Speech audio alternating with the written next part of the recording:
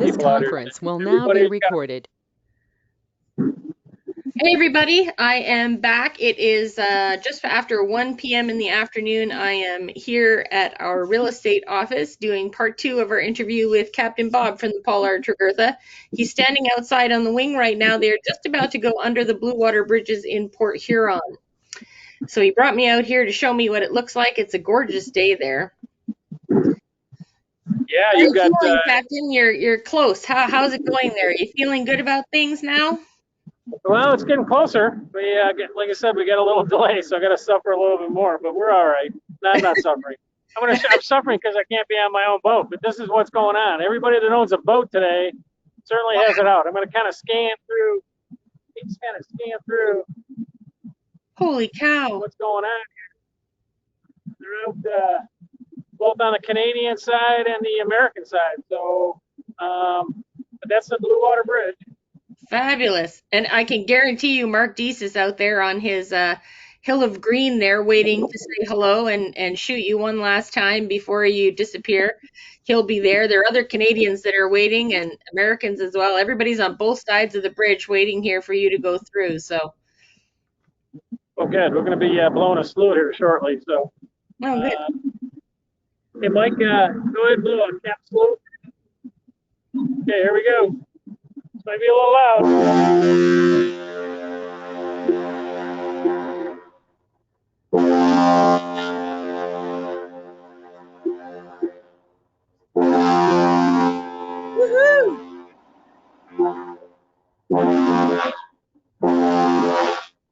Wow. What do you think of that? I think that's the best sound ever. See, we even got the Canadian. Look at that. Everybody there. I'm sure Mark caught you there. I know there's some other Canadian folks that are waiting to wave and say hi. Yep, Mark is actually right on the corner here. I'm going to try to get over onto him. That figures. Hi, Mark. Oh, that's funny. So, yeah, beautiful. We picked up our speed a little bit to get down here, and that's good. Going underneath the bridge here. Look at that.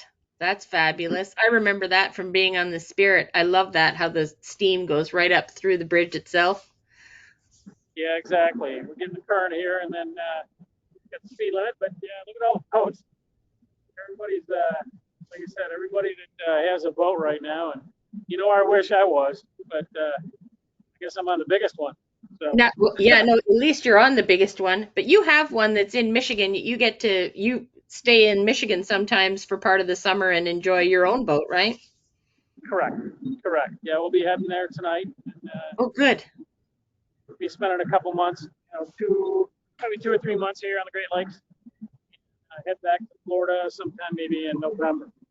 Oh, wow. Oh, that's good. Well, you might as well take advantage of the good weather up here and tootle around at a relaxed pace and know that you have nothing you have to go back to except your own life whenever doing whatever you want. That's got to be a good feeling. Wow. Right there. I'm going to go to the other side. Okay. And by the pilot, by the old pilot ship. And right. Yeah, the Huron Lightship. Yep, that's where our friends are. They're all out there. The Morrisons are there, aren't they? Yes, the Morrisons are there. Yep. I'm going to give them a salute. Watch your ears, guys. Watch your ears. I'm going to go out on the starboard side here. See if we can pick them up. I'm sure Bruce and his wife will be here. Bruce might have his flag out even. He does. He does have his flag out. I'm going to switch it. We're almost a beam, not quite a beam yet, but I'll just, once we get there, I'll show you the light ship, and then there we go. I miss that place. I love shooting there, and I will always remember chasing you down there, actually. Yeah, I remember you coming down. I would message you and say, okay, I'm 30 minutes away, and then I'd get there and barely get out of the car, and there you'd be. Exactly. But can you see their flag there? There's their house right there behind I can see their house, but I can't see their flag. I might be able to when I look at this in a different screen, but I can certainly see in their house. I know which one it is. Okay, It's a cool. beautiful place. They're out there waving right now. So Hi, Bruce. you gotta tell them when they watch this, we won't buy their house. So I'm Yeah, gonna zoom out. this is another great turn to watch you guys make, especially from astern. When you're standing near that lightship or elsewhere, watching you guys around is amazing. We just Wow. got a salute from the Hollyhock. So we're gonna. Ah!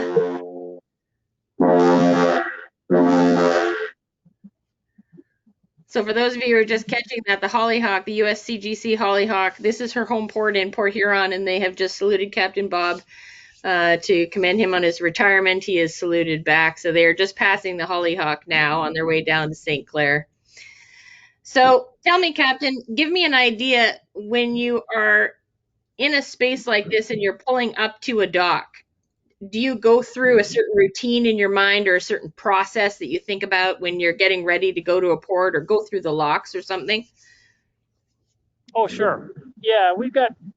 If you want to really touch on this section of the river right now, though, Sure. being one way, just a one way traffic coming down to the Blue Water Bridge from say number 7 and 8, and down to the Black River.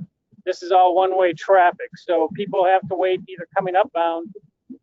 They have to be at the Black River before we're at 7 and 8, or if we're at 7 and 8 before they're at the Black River, they have to wait for us. So this morning I sped up a little bit so I wouldn't delay a Salty and the Lee Tregurtha coming up. So I'll slow her down here, getting ready for the turn at St. Clair, which is basically almost going 365 degrees.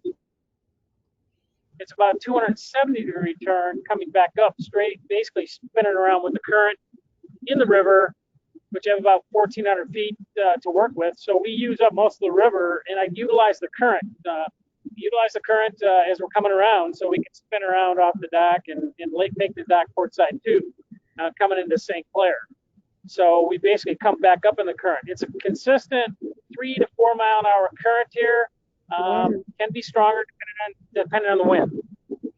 So how do you handle that then in a situation like this, and we're seeing so many personal watercraft on the river and you are utilizing the majority of the river doing that turn? How do you control that? Do you have to just sort of hope that they get out of the way, or do Coast Guard radio to them and say, make sure it's clear that you're about to do this turn, or what happens there? We'll give them five or more blasts to let people know that they're in the way. They're usually, when they see something this big turning, they're usually getting out of the way. We're trying to get either the port or starboard side to get around. But really, with a lot of boats out here, it's a lot of common sense when you're boating. I should say that hopefully people do have, but unfortunately, that's not always the case. But yeah, we'll definitely give them a heads up. We just kind of monitor what's going on. Fishermen, boaters. Once we turn, they'll know we're turning. We will give them a blast if we have to let them know. And then, hold on just a minute. We got Mike and Bill on the wheel again. So, hey guys, we'll go 10 miles an hour. Okay, there you go. We got the guys here again. Hi guys. We're on the 12 to 4 watch. Bill and Mike again. Say hi to everybody. So, I'll step out in my office here. Yeah, it's quite a view from my office, isn't it? It's kind of nice. I'd say that's probably going to be the best view ever. Yeah, it is. It is. Yeah, I'm certainly gonna, like I said, I'm certainly gonna miss it. Yeah, I think I think they'd let you go back if you ever wanted to go for a ride. Well, I may go visit, but that's what I mean. Yeah, go for just a ride. I may go for a ride, maybe from Muskegon to Ferrysburg. So, but yeah, it certainly would. That's always available. But I want to go take a ride on my boat. So. Yeah, no kidding. Now, talk to me a little bit, since we're in a river, and I know ship handling is something that every captain out there tells me is their absolute favorite thing to do. And I'm wondering why that is. What is it that makes a good ship handler, and why do you all really enjoy that aspect of the job so much? Oh man, that's a big part of this job. Is the shipbuilding part of it is certainly my favorite part. Like other captains will do. I mean, you have to have a natural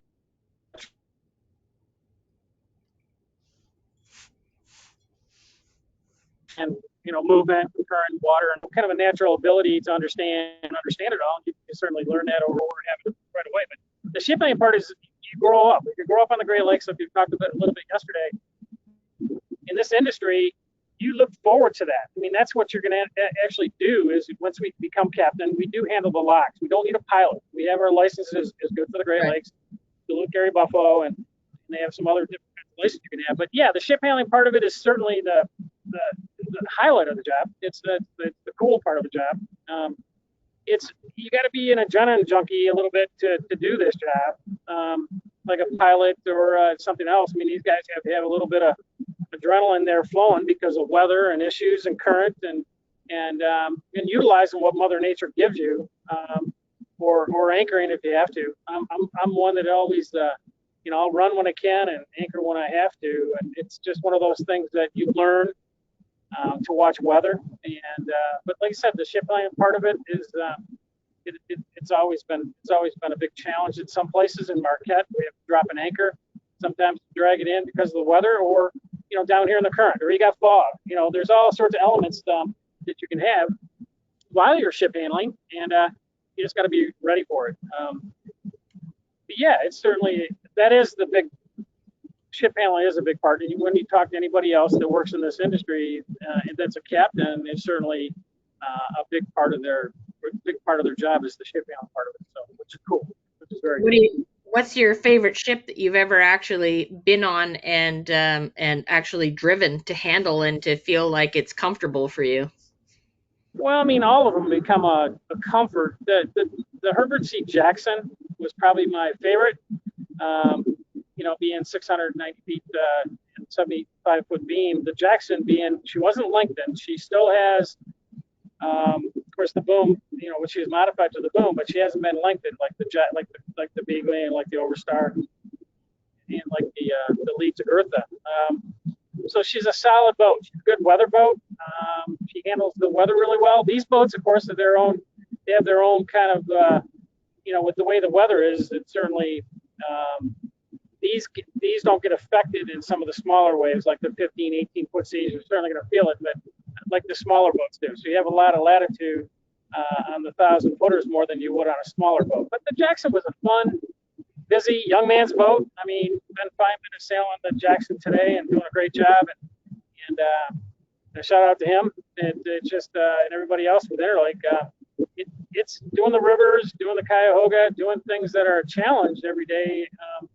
Is a big part of that job. And she's making 3 docks, 4 docks, 5 docks a day. We're making, we're doing split loads within a 48-hour period. We're making 2 different docks here on the Paul R, but it's a busy boat. And not to say this is neither. This is really busy from here on out. The next 2 days will be very busy. And then we have a break on Lake Huron and a break on Lake Superior. But that's when we have to get maintenance and things like that done. So, yeah, it's the Jackson probably, I'd say, out of all. But this has been my favorite job. I've sailed the Port, I've sailed the Minor, I've sailed them all, but this one is certainly it's been a pleasure having passengers on board here over the years. It's too bad the last year and a half we haven't had guests aboard. And shout out to everybody that's been on board the ship here. It's been a lot of fun having people. Kind of lonely here, but I know it's going to be busy for the next few years. Hopefully this pandemic and everybody stays safe out there, because we get through this. To get through this stage in our lives, which is, it's been crazy, and hopefully that people that we recover from this, and we will. So, yeah. And then we got a salty. We're coming by. I'm going to zoom out here. We're coming by Imperial Oil. We have a salty that's a Canadian that's, and then we got a salty coming up here, and then we'll be meeting the Lee Tregurtha, which I'll go over on the other side of the ship when we meet the Lee coming up here. But I'm going to scan out here and show you. Okay. Wow. Such a beautiful view there. like I said, it's a gorgeous day. So, and I'll flip over back to the port side when we meet the lee, and Steve Hughes is the captain over there. So, Yes. yeah, it's a beautiful day. It's gorgeous. So I'm just glad we had a chance to do this before I did get off. Didn't know I was going to still be on board this long, but well, that turned out to be a bonus for us. That's for sure. When you're approaching the Lee A Tregurtha, it's a forward pilot house boat, and obviously you've sailed on everything that has both forward and aft pilot house. What do you have a preference for? Do you feel there's a big difference between the two, and which one do you prefer? Yeah, I mean, they all have their own characteristics. Of course, every ship does. The way they sound, the way they, it's not all that they're all the same, even though people think it is. The forward end, like I said yesterday, I believe I told you, the Lee Tregurtha was the first ship I sailed as relief. Yes. Where I trained on. So it's got a special place in my heart. I mean, they all do. The old Hoyt now, which is the Michigan Cotton. I sailed that one for a few years too. And they, I don't know, the forward end, it's unique because of the trade patterns. The trade patterns you go into, the river systems that they go up, the Rouge River, the Cuyahoga, the Chicago, South Chicago, Calumet, those type of things in Chicago that we were doing, backing up the river and heading in and heading out, bringing stone and bringing coal back out. Yeah, those are, challenges. The court was a different ballgame. Yeah. Running 1,000-footer, I sailed for 2006 to 2008. Burns Harbor, one deck and or pretty much one lock and a dock, so to speak, or two decks. So she said, like you said, they all have their own little personalities. This one I haven't seen on the Great Lakes here yet. I want to zoom you over to here. Oh, you know what? That's the Andrea. That's why I'm zooming over there. That's so funny. Oh, what a riot. That's so great that you got to see that one. She is a beautiful boat. Yeah, it is. It's I have not seen this one yet. I believe she probably has been here, but I was appropriately. Apparently she has not. Named, right? Yeah, exactly. Her two sister ships have been up to Duluth, but this is the first time this particular one has been on the Great Lakes, apparently. I think you're right. I'm going to zoom over and get over on the port side here. See the after end of it. Oh, there we go. Wow. I love the colors of her. Yeah, different kind of aqua green or green. Yeah. Greenish watercolor. Yeah, they're all out there taking pictures of us because they know we're the big ship on the Great Lakes. So you're the big one, and you're the man on there too. Tell me a little bit about women on the Great Lakes. I know Interlake is a big supporter of females in all positions, and I know at one time back in the day you'd mostly only see them in the galley, and now you're seeing them engineers, mates, deckhands. There are 4 female active captains currently on the Great Lakes. How do you feel about women and their role and on the ships, and what you think we might see in the future where that's concerned? Oh, I think it's great. It's been like I said, prior to, I don't know what the date would be. It was really basically a male industry, basically for many, many years, and it's certainly being away from home and those type of things. If you're going to raise a family, those type of things, it's not the best job in the world to have, but it's still, people do it. Seeing the women here in the Great Lakes, it's fantastic. It's we've got some really, kind of nice to see. When we did have females in the galley department, it's kind of nice having some of them were mom figures at some point, having a board. But and then we've had a lot of the younger coming now. I think Interlake does have quite a few women now. I've got, like I said, my first mate here, and I've had mates over here the last 2 years, and the opportunity for the women now are just like the men. I mean, it's certainly an industry. Again, you sacrifice being away from home. It's a great living. You do have, for those people out there too, I mean, the opportunities to, Interlake is certainly the best company to come work for. And we are, like I said yesterday, we are looking for people. It's certainly to get a hold of Interlake, Earful, 1-800-EARFUL, to get a hold of them. And the future out here is good with the company. We have a new ship coming out next year, as you know, and you're going to be covering that. That's exciting. Yeah. Mark W. Barker, and so yeah, I mean it's certainly there's great opportunity. It's both male and female now, and unlike like it was years ago. So Yeah. and there's a lot of good qualified females out there and a lot of good a lot of good qualified males. So the school, you got the academy in Traverse City if that's the route you want to go, or you come up through the hospital. Make money as you earn a living to write a license. So you can probably write a license at 6 years after you've done your unlicensed time and so on and get enough time in. So there's career opportunities out here still. So and there will be in the future. That's great. You mentioned when you were talking about how you have to be away from home and away from your family as a part of this career. Give me a little bit of background about the support that you've had over the years. And we all know it's not easy to do what you're doing and to be away from those people. But how important are they in what you do as mariners, and what has your family meant to you throughout your career? Oh, geez, a lot. I mean, your family's pretty much everything. If you're lucky enough to find the right partner in life, that's certainly is a bonus. If they understand it, it's certainly hard to raise kids when you're away from home. I have not any kids. I've had my first marriage. I had a couple of boys, like I mentioned yesterday, that are out here. One's a captain now, and one's working his way up. So, yeah, it's rewarding, I would think, for a lot of family members. The good thing about Interlake is the family members can come out and spend time out here with their husbands if they have time to do it.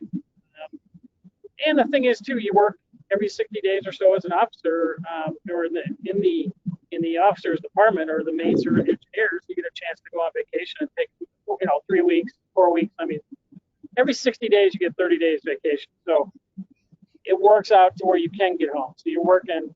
I think the last few years I've worked 5-6 months the most, and then had that time off. So I've been kind of half retired anyway. But it's certainly you have to have that. You have to have that to work hard your first year as unlicensed. You come out, and then you earn those weeks to get off. And I have wheelsmen here, and like I said yesterday, mates that are wheelsmen unlicensed that actually can take as much time off because of the time off or the time they have in. And so that's important. But yeah, family's important. Support for money in any aspect of whatever career you have, but it's certainly tougher here because you are away from home. But a lot of people centrally locate themselves, Duluth, St. Clair. My wife and I are the Detroit ties. She's here usually every 6 days. She's come to visit. Amber, wish we were in Port longer, but 8 hours, 9 hours, 15 hours, depending where you've got a stray load or full load. But so yeah, it's family again is very important. And that support system has been crucial. What do you think you're gonna miss the most when you leave? The guys, the gang, crew. Gonna miss that, and it's a routine. I've been doing this for so long. It becomes my wife is working, as everybody knows now, and she's had to work through those sleep patterns where I could be up at 2 o'clock in the morning or I could be up at 2 o'clock in the afternoon, and it's tough. And it's tough to eat 3 meals a day. I mean, yeah. It's and the routine pattern is going to be. It's going to be nice to get a. The more I've done it, I go home. It doesn't take very long now, but to get a good sleep pattern going and so on, it's we're up as a captain. You're 24/7. You're responsible for everything, but you have good people. So here's the lead.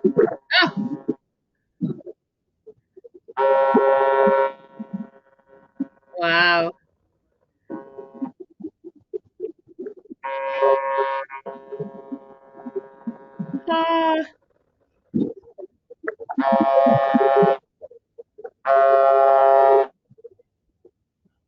Yeah, we're gonna answer them. Okay.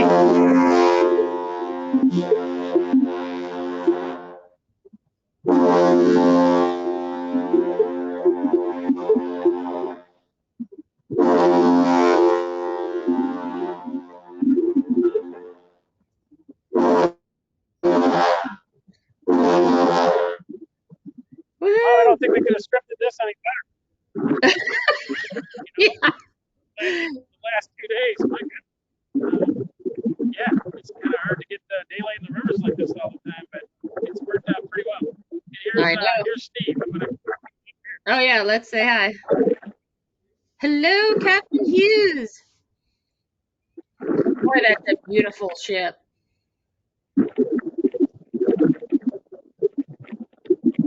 Wow. Yeah, it is. I Yes. love that vessel. So nice.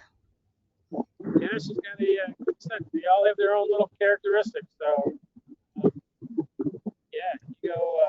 It's surreal. Kind of bittersweet here now. That's for sure.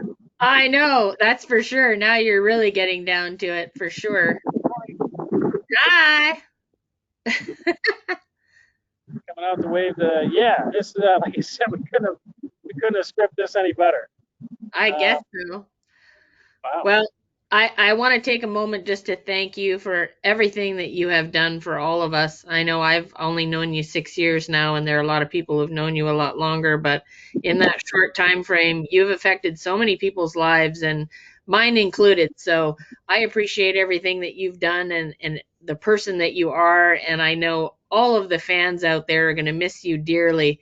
But we all also are really, really happy for you, and we know you're going to really enjoy this next part of your life too. Well, I appreciate that. It's certainly been a joy meeting you too, and what you're doing. Continue to do. You have a lot of. It's a great, interesting industry, and you'll go forward. I'll be watching it from afar now. Maybe I'll join your fan club now. You should. They're watching it also. But I do watch it, and I have, like you said, my sisters are involved at the time. And I feel sorry for all. I get 100 and some requests a day, believe it or not. The last, and I wish I could. I just want to reach out to everybody there too, and thank them for the cards, for the. I can't answer all those requests. But I was doing it through my sister Nan. Nanny was a big part of that over the years, and Michelle, and so on. So yeah, it's kind of cool. And maybe now I'll join and watch, and I will. I'll be watching you from afar, and certainly my heart is always here. So I appreciate everybody out there too.